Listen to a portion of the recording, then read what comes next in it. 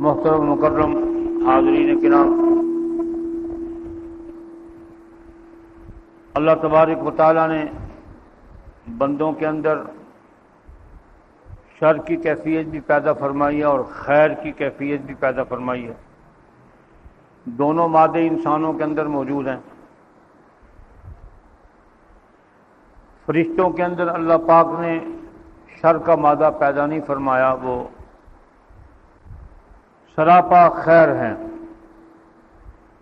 ان کا وجود خیر ہی خیر ہے، شر فرشتوں کے اندر نہیں ہے۔ اسی طرح میرے اللہ تبارک و تعالی نے انبیاء علیہ الصلوۃ والسلام کے وجود میں خیر پیدا فرمائی ہے، شر پیدا نہیں فرمایا۔ اس مادے کو اپنے ان پیارے بندوں کے اندر اللہ پاک نے ڈالا ہی نہیں ہے، بچپن سے معصوم رکھا۔ شر جو ہے وہ معصومیت کے خلاف ہے، شر معصومیت کے خلاف ہے۔ انبیاء معصوم ہیں، اس لیے انبیاء کے اندر شر نہیں ہے، سراپا خیر ہی خیر ہے۔ اور انبیاء خیر کی دعوت دینے کے لیے دنیا میں تشریف لے آئے، شر کو مٹانے کے لیے دنیا میں تشریف لائے۔ ہر نبی نے اپنے اپنے عہد مبارک میں شر سے بچنے کی تلقین فرمائی اور خیر کو کرنے کی تلقین فرمائی۔ عام انسان محنت کر کے، ایسے اعمال کر کے جن کے ذریعے سے شر دور ہو جائے، خیر پھیل جائے، ان اعمال کو اختیار کر کے شر سے بچ سکتا ہے اور سراپا خیر بن سکتا ہے، لیکن معصوم نہیں بن سکتا۔ انبیاء کے سوا کوئی معصوم نہیں۔ یہ عقیدہ جس کا بھی ہے وہ کفریہ عقیدہ ہے کہ انبیاء کے سوا کوئی اور بھی معصوم ہوتا ہے۔ بس بنی آدم میں صرف انبیاء ہی معصوم ہیں جن کو اللہ پاک پیدائش سے لے کر ماں کی گود سے قبر کی گود تک معصوم رکھتے ہیں۔ حضور انور صلی اللہ علیہ وسلم سید المعصومین اور آخر المعصومین ہیں۔ جس طرح آپ خاتم النبیین ہیں، خاتم المرسلین ہیں، ایسے ہی آپ خاتم المعصومین ہیں۔ تو آپ علیہ الصلوۃ والسلام نے اپنی تعلیمات میں اپنی امت کو ایسے اعمال بتائے ہیں جن کے کرنے سے آدمی شر سے بچ سکتا ہے، خیر حاصل کر سکتا ہے۔ پہلے میں آپ کو وہ حدیث سناتا ہوں جو حضرت ابو ذر غفاری رضی اللہ تعالیٰ عنہ کو نبی پاک علیہ الصلوۃ والسلام نے چند نصیحتیں فرمائی تھیں۔ حضرت ابو ذر رضی اللہ تعالیٰ عنہ سے روایت ہے، وہ فرماتے ہیں کہ رسول اللہ صلی اللہ علیہ وسلم کی خدمت میں حاضر ہوا، یہ کہہ کر آپ نے ایک لمبی حدیث بیان کی جس کے آخر میں ہے کہ میں نے عرض کیا، اے اللہ کے رسول مجھے کچھ نصیحت فرمائیے۔ سیدنا ابو ذر حضور کی خدمت میں نصیحت کی اپیل کر رہے ہیں کہ مجھے نصیحت فرمائیں، اور آپ علیہ الصلوۃ والسلام نے اب نصیحتیں شروع کی ہیں۔ ان نصیحتوں کو یاد کر لو، میں بھی یاد کرتا ہوں، آپ بھی یاد کر لیں۔ یہ ساری مجلس سیکھنے سکھانے کے لیے ہے۔ میں بھی اس لیے بیٹھتا ہوں مہینے بعد کہ آپ حضرات کی برکت سے جو گند میں نے مہینے بھر میں بھر رکھا اندر، وہ آپ کی طفیل نکل جائے گا، ذکر کی برکت سے کچھ اچھائی پیدا ہو جائے گی۔ یہ کیا کر آپ نے عرض کی کہ میں رسول اللہ صلی اللہ علیہ وسلم سے مجھے کوئی نصیحت فرمائیے۔ پہلی نصیحت فرمایا، میں تمہیں اللہ سے ڈرنے کی نصیحت کرتا ہوں۔ پہلی نصیحت کیا فرمائی؟ میں تمہیں اللہ سے ڈرنے کی نصیحت کرتا ہوں، اس سے تمہارے کام درست ہو جائیں گے۔ جو آدمی اللہ سے ڈرتا ہے وہ شر نہیں پیدا کرے گا۔ کیسی حکمت والی بات ہے، سرے کی بات ہے ساری۔ اور جو آدمی اللہ سے بے خوف ہو گیا، اللہ کا ڈر اس کے اندر سے نکل گیا، اس کو شر اور خیر کی تمیز ہی نہیں رہے گی۔ وہ ہر شر پر جری ہو جائے گا اور ہر نیکی کو وہ بھلا دے گا۔ اس لیے اللہ کا ڈر جو ہے وہ ظاہری طور پر، باطنی طور پر، چھپ کر اور سب کے سامنے ہونا چاہیے۔ یہ نہیں کہ اللہ پاک کا ڈر لوگوں کو دکھانے کے لیے تو آدمی کانپتا ہے، ہو میں اللہ سے بہت ڈرتا ہوں بہت ڈرتا ہوں، انت جا کے سارے کرتوت اللہ کے حکم کے خلاف کرے۔ ظاہر میں بھی ڈرے، باطن میں بھی ڈرے، چھپ کے بھی ڈرے، سب کے سامنے بھی ڈرے۔ اور ڈرنے کا مطلب یہ ہے کہ اللہ کی نافرمانی سے بچے، اس کے تمام احکامات پر اپنی استطاعت کے مطابق عمل اور کوشش کرے، اور اسی طرح اپنی استطاعت اور اعمال قوت کے مطابق برائی سے بچنے کی کوشش کرے، اور اس پر اس سے توفیق مانگتا رہے۔ اور ہر نماز میں ہم کہتے ہیں ایاک نعبد و ایاک نستعین، جس کا مطلب تو یہی ہے نا کہ ہم تیری ہی عبادت کرتے ہیں، عبادت میں تجھ سے مدد مانگتے ہیں کہ ہمیں عبادت کی توفیق عطا فرما، نافرمانی سے بچا۔ یہ پہلی نصیحت کا مختصر خلاصہ۔ فرمایا اس سے تمہارے کام درست ہو جائیں گے۔ اللہ اکبر! یہ دوسرا جملہ اس سے بھی زیادہ بلیغ ہے کہ اللہ سے ڈرنے سے تمہارے سارے کام درست ہو جائیں گے۔ جب کام تب درست ہوگا جب شر ختم ہو جائے گا، شر ختم ہو گیا تو کام درست ہو گئے۔ شر کو ختم کرنے کے لیے سب سے پہلی بنیادی چیز کیا ہے؟ اللہ کا خوف، اللہ سے ڈرنا۔ میں نے عرض کیا کچھ اور فرمائیے۔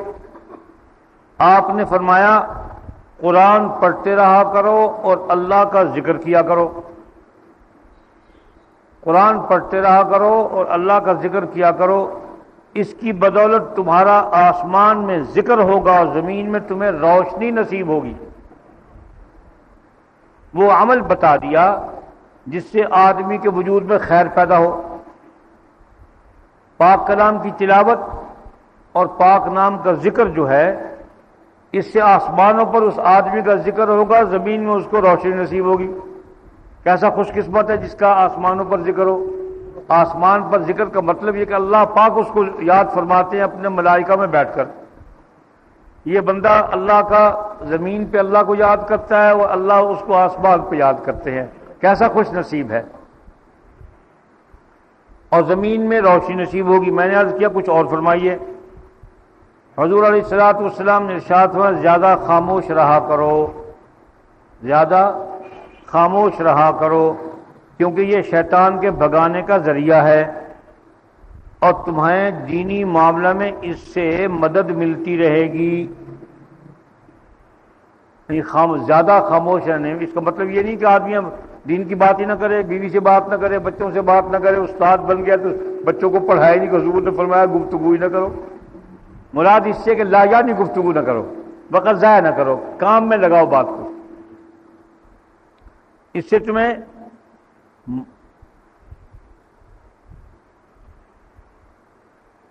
دینی معاملے میں مدد ملتی رہے گی۔ عرض کیا کچھ اور فرمائیے۔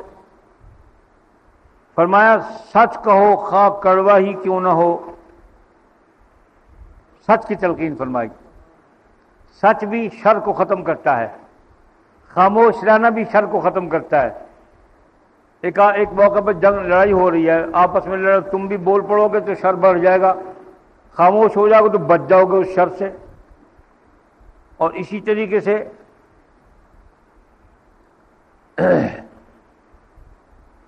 سچ بولنے سے نجات ملتی ہے، جھوٹ بولنے سے آدمی پھنستا ہے۔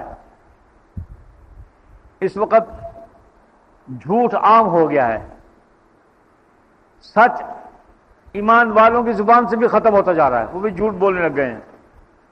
اور حکمران تو ویسے ہی جھوٹے ہیں، صبح سے لے کے شام تک اور رات سوتے تک جھوٹ ان کا اوڑھنا بچھوڑنا ہے۔ اور ان کے ساتھ ملنے جلنے والے بھی، یہ سیاسی لیڈر جتنے بھی ہیں، خبثاء، یہ فسادی، یہ سب کا سب کذاب ہیں، جھوٹ بولتے ہیں، مخلوق خدا کے ساتھ جھوٹ بولتے ہیں، اللہ کو ناراض کرتے ہیں۔ اسی بنیاد پر ہمارے ملک میں خدا کی رحمتیں کم ہو گئی ہیں اور اللہ کا غضب زیادہ ہو گیا ہے۔ یہ مہنگائی، یہ فساد، یہ بیماریاں، یہ آفات و مصیبتیں، یہ کوئی رحمت کی علامت ہے؟ مصائب و آفات کا آنا یہ اللہ پاک کی نظر رحمت کا وجہ نہیں ہے، نظر غضب ہے کہ خداوند قدوس نے رحمت کی نظر ہم سے اٹھا لی ہے۔ اس وجہ سے آفات میں مبتلا ہیں۔ اس کا سبب کیا ہے؟ جھوٹ کو اختیار کر لیا ہے، سچ کو چھوڑ دیا ہے۔ اور حدیث میں آتا ہے کہ اگر کسی آدمی کو گواہی میں پتہ ہو کہ مجھے اس کے سچ کا پتہ ہے، اس پر فرض ہے کہ جا کر وہ سچ کی گواہی دے دے اور جھوٹ کی مخالفت کر دے۔ یہاں وکلا سکھاتے ہی جھوٹ ہے کہ تو نے یہ جا کے یوں کہنا ہے، یہ یوں کہنا ہے، فیصلہ کیسے صحیح ہوگا؟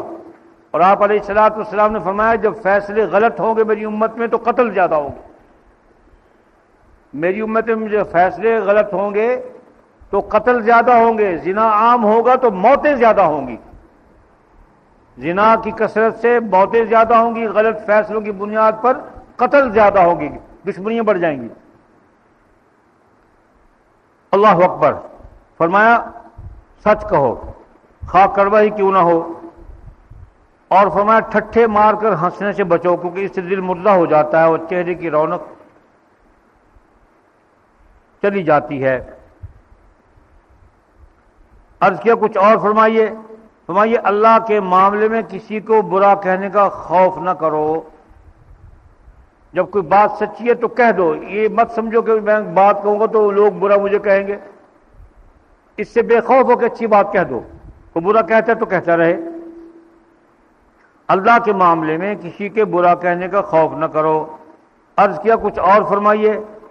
سبحان اللہ، یہ عجیب نکتہ بیان فرمایا شر کو ختم کرنے کا۔ فرمایا اپنے عیبوں پر نظر رکھو تاکہ لوگوں کے عیب تلاش کرنے کی عادت چھٹ جائے۔